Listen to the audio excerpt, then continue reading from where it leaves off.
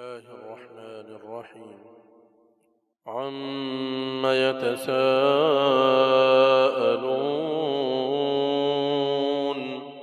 عن النبأ العظيم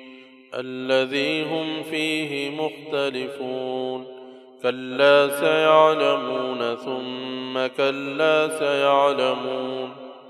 ألم نجعل الأرض مهادا والجبال أوتادا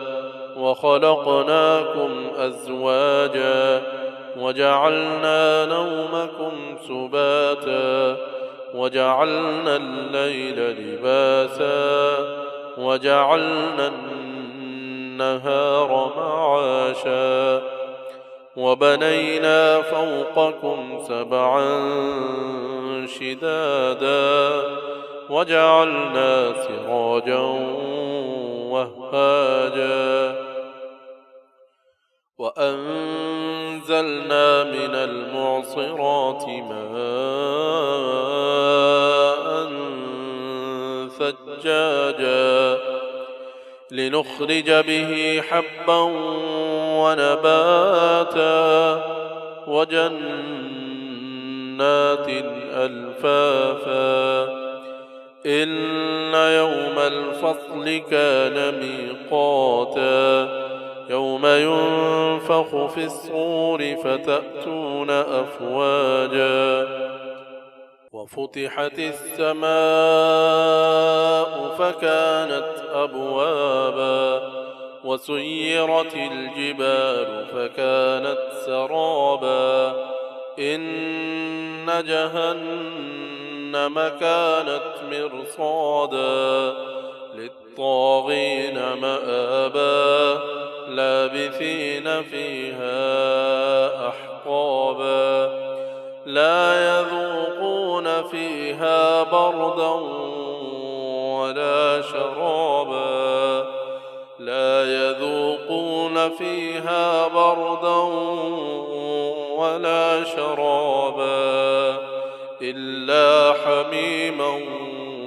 وغساقا جزاء وفاقا إنهم كانوا لا يرجون حسابا وكذبوا بآياتنا كذابا وكل شيء أحصيناه كتابا فذوقوا فلن نزيدكم إلا عذابا إن للمتقين مفازا حدائق وأعنابا وكواعب أترابا وكأسا دهاقا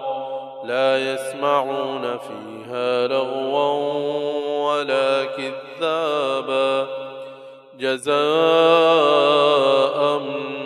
من ربك عطاء حسابا رب السماوات والأرض وما بينهما الرحمن لا يملكون منه خطابا يوم يقوم الروح والملائكة صفا لا يتكلمون إلا من أذن له الرحمن وقال صوابا ذلك اليوم الحق فمن شاء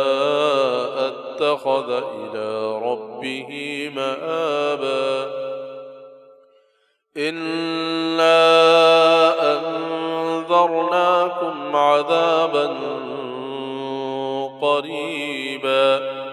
يوم ينظر المرء ما قدمت يداه ويقول الكافر يا ليتني كنت ترابا.